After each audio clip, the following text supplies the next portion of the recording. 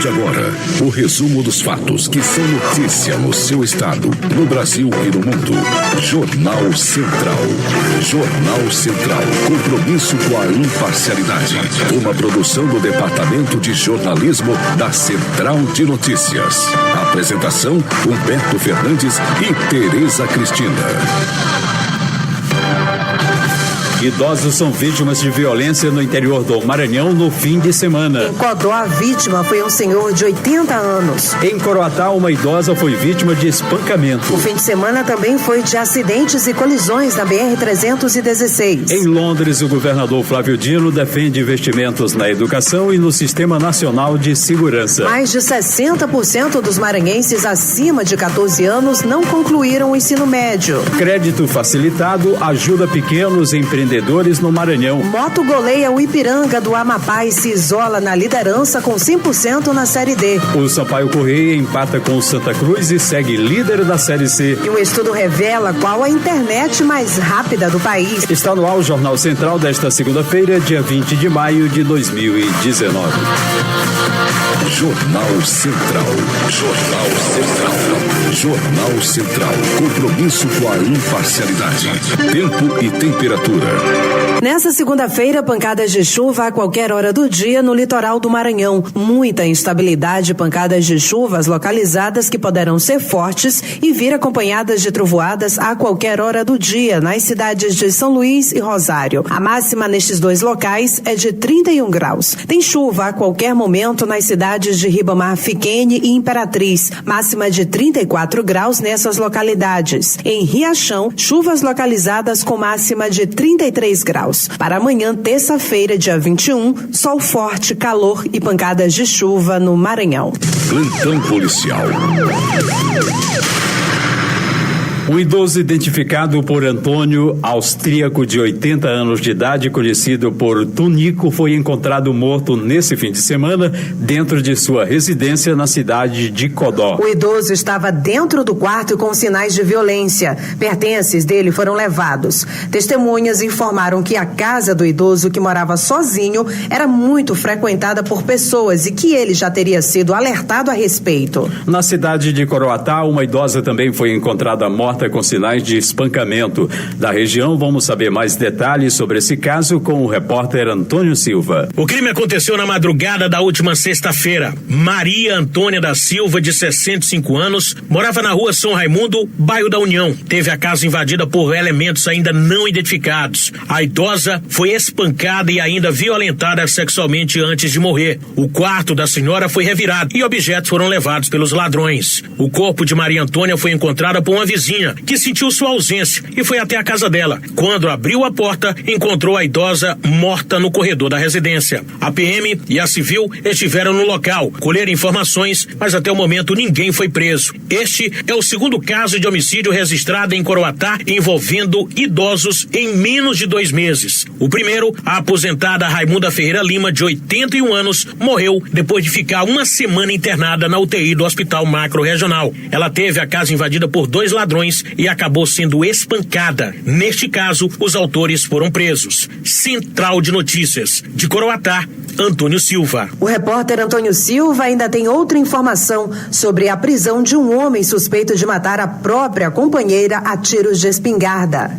Em Codó, um homem identificado como Raimundo Nonato foi preso na noite da última sexta-feira. Ele é acusado de ter matado com um tiro de espingarda sua esposa. Jéssica Adriana Pereira Queiroz, de 29 anos, foi morta com um tiro no pescoço. O fato aconteceu por volta das 21 horas, no povoado Lagoa do Mato, zona rural de Codó. Raimundo Nonato, esposo da vítima, foi preso minutos depois do crime. Ele é o principal suspeito. Na delegacia, ele disse que Jéssica pegou a espingarda que estava escondida no quarto e que a mulher tentou se matar. Na tentativa de impedir o suicídio, a arma acabou disparando e acertou o pescoço da mulher, que morreu na hora. Ainda no depoimento, Raimundo Nonato disse que não estava discutindo com a vítima e que eles viviam bem. O homem está detido na 4ª Delegacia Regional de Codó, à disposição da Justiça. Central de Notícias. De Coroatá, Antônio Silva.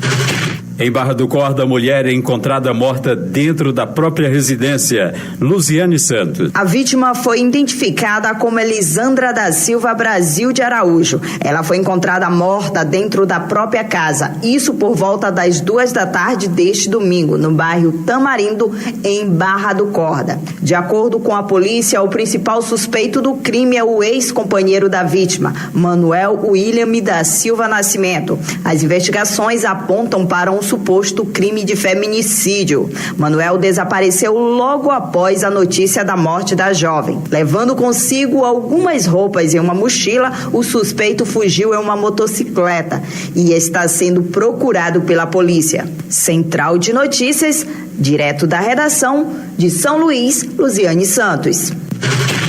Na região de Barra do Corda, após casos de suicídios, a OAB promove ação para a valorização da vida. Confira na matéria de Astro Gildo Melo.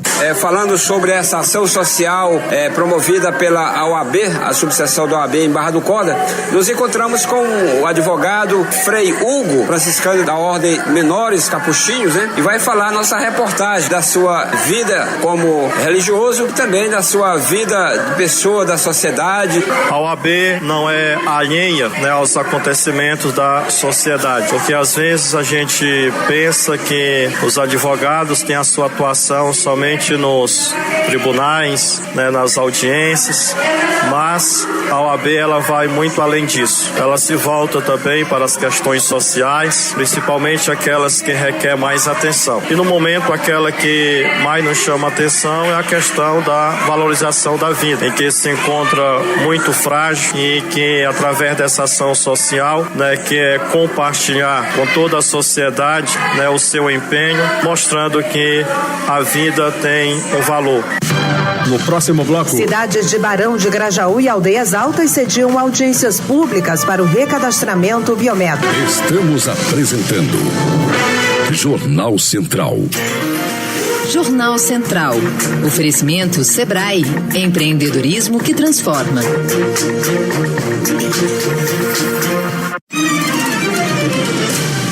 Fique bem informado. Acesse o maior portal de notícias do Maranhão, centraldenoticias.radio.br, ou siga nas redes sociais.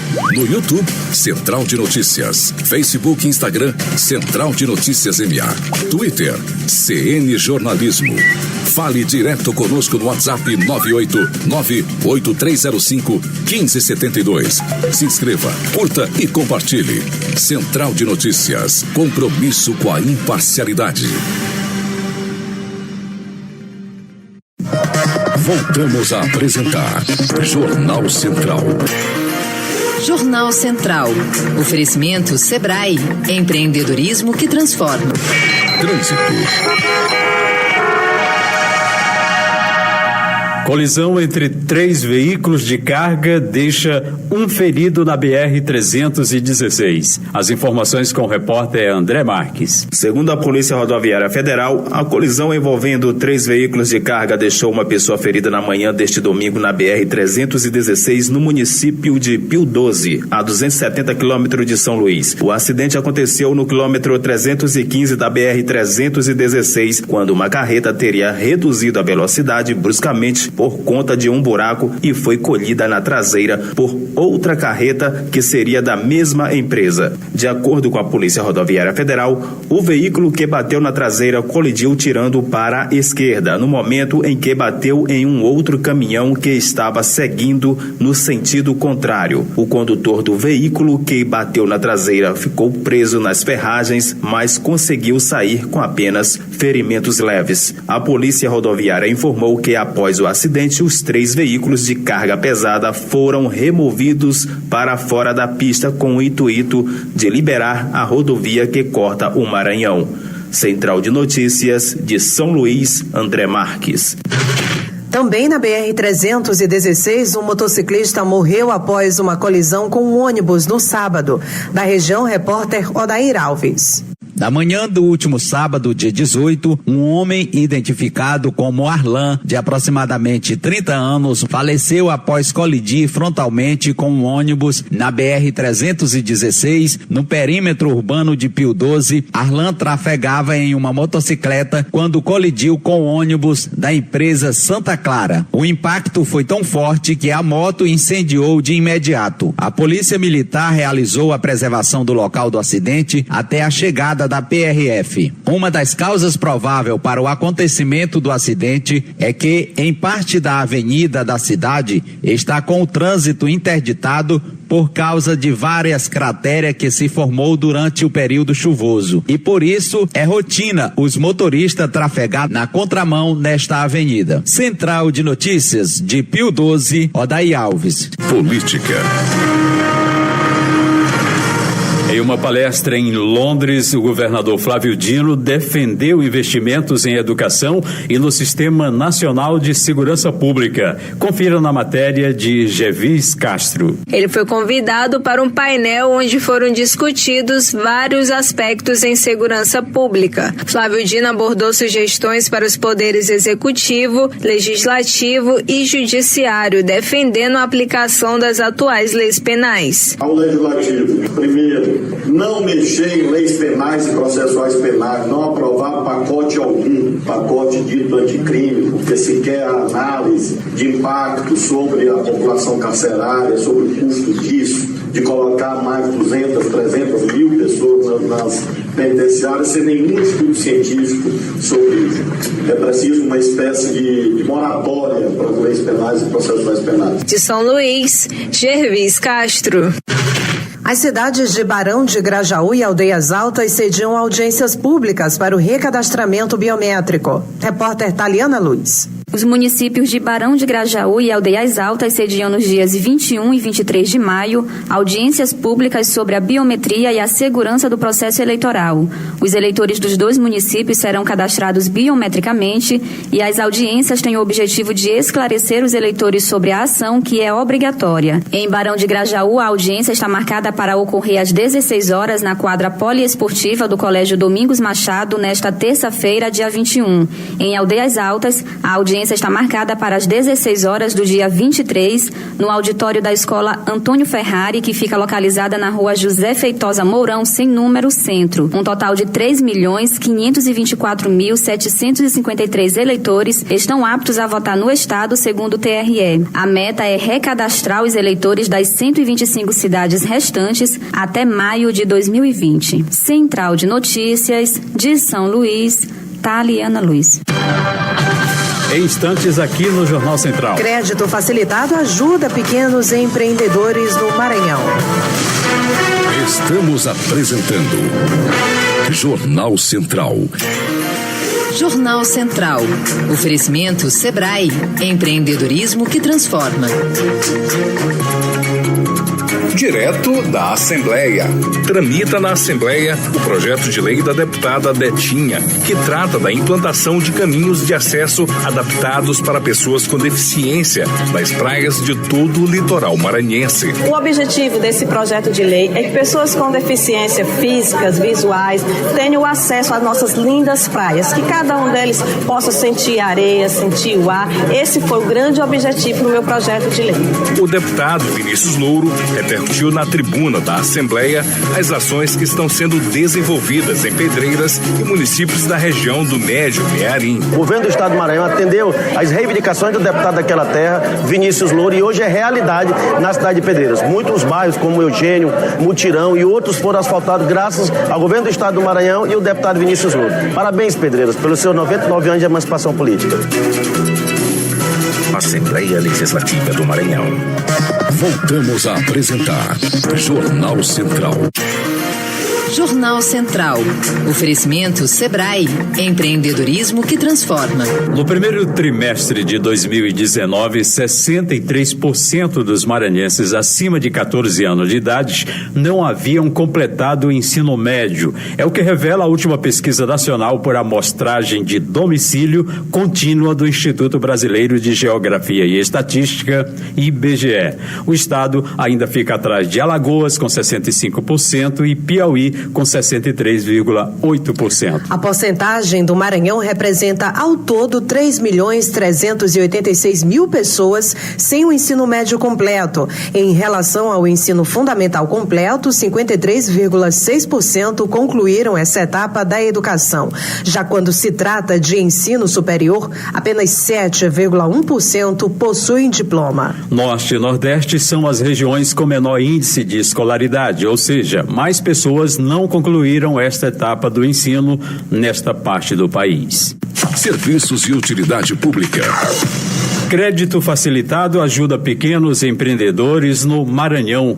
Charlene Lima. Somente neste ano, o número de microempreendedores individuais já ultrapassou a marca de 8 milhões de cadastros, segundo dados do Portal do Empreendedor, a maioria desenvolvendo atividades no comércio, serviços e indústrias. Milena Cabral, analista técnica do Sebrae no Maranhão, explica que o aumento está relacionado com o desemprego no país. O brasileiro ele tem buscado sempre uma forma de gerar renda. E aí ele parte para aquele trabalho que ele produz. Aí a gente pode citar a questão daquelas senhoras que fazem bolo, o pipoqueiro. Roosevelt Lima, gerente geral comercial do Centro de Apoio aos Pequenos Empreendimentos, ressalta que os investimentos geram diversos benefícios. Com a ajuda do capital de giro, com o equipamento, possibilita que ele cresça, que ele desenvolva, que ele gere renda no local que ele trabalha, que ele desenvolve atividade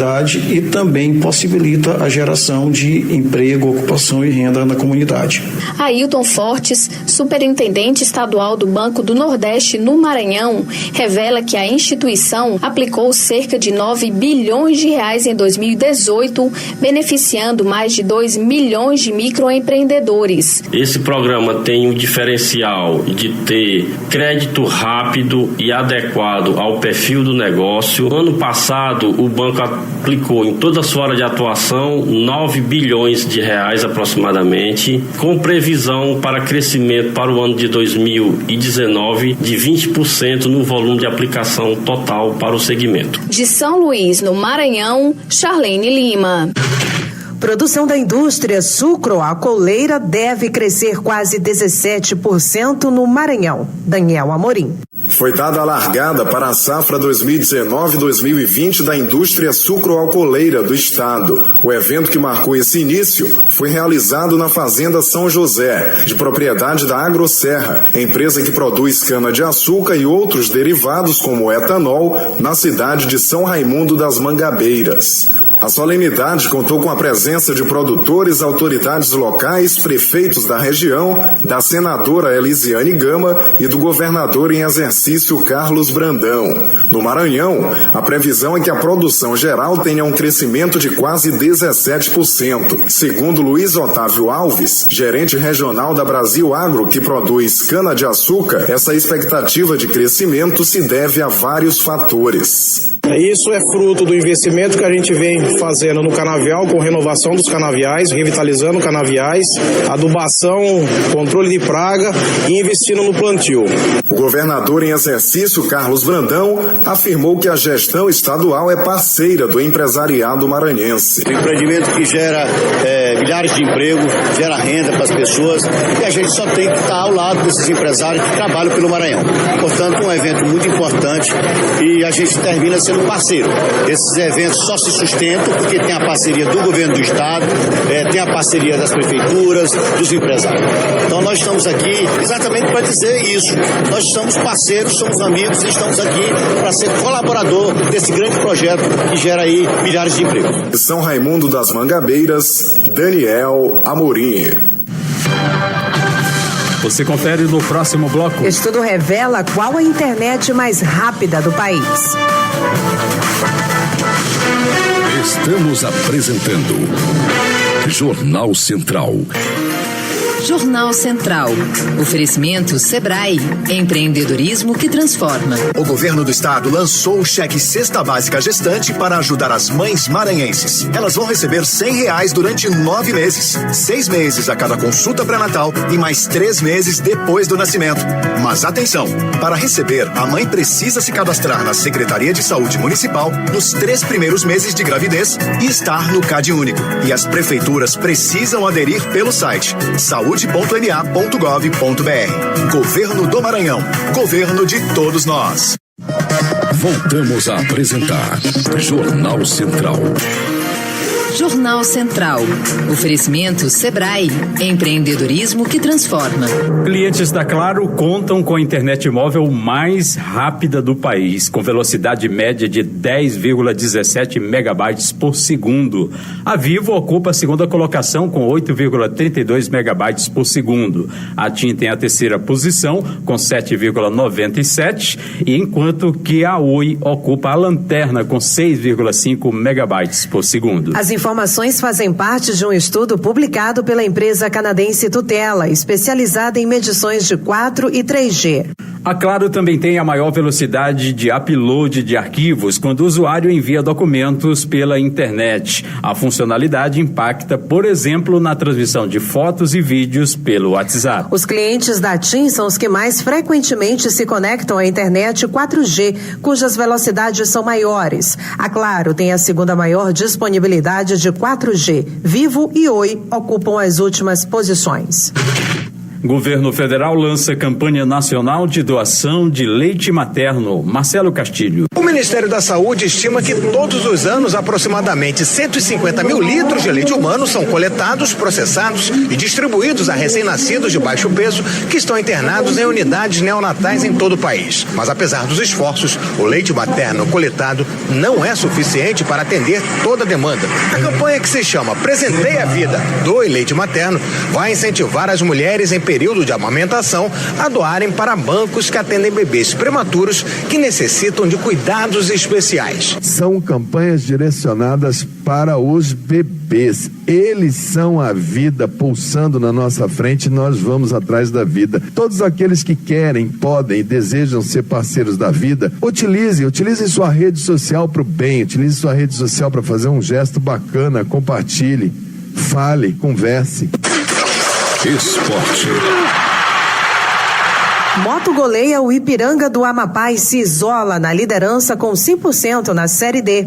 Jalber Pereira. O Papão do Norte entrou em campo na tarde deste domingo no estádio Castelão, em São Luís, com a missão de vencer o Ipiranga do Amapá e manter o 100% de aproveitamento na competição, já que havia vencido os 2 confrontos anteriores. Por isso, o rubro-negro da Fabril, logo nos minutos iniciais, procurou manter uma proposta ofensiva, mas pecava nas finalizações. O primeiro gol só saiu aos 42 minutos do primeiro tempo. Na volta para o segundo tempo, Paquetá saiu para a entrada do Vander. Com a chegada de um meia de ofício na posição, o Moto trabalhou mais a bola no setor. Aos 20 minutos do segundo tempo, o time do Ipiranga já apresentava sinais de cansaço pelo desgaste da viagem e também pelo gramado do Castelão, que é um gramado considerado pesado pelos visitantes. Bruno Henrique saiu para o Wallace Lima. O jogador fazia sua estreia com a camisa motorizada. Ainda aos 44 minutos, o Wallace Lima fechou o placar. Final de jogo, Moto 5, Ipiranga 1. Essa equipe é bem qualificada, é bem treinada também. E agora trabalhar durante a semana para buscar o resultado fora de casa. O Moto chegou a 9 pontos ganhos na liderança isolada do grupo A3 do Campeonato Brasileiro da Série D. Já o Ipiranga segue com apenas 1 ponto ganho na competição. As duas equipes voltam a se enfrentar na próxima segunda-feira, dia 27. Dessa vez na casa do adversário, na primeira partida de volta da primeira fase do Campeonato Brasileiro. Com informações do esporte, Jalber Pereira, de São Luís, Central de Notícias.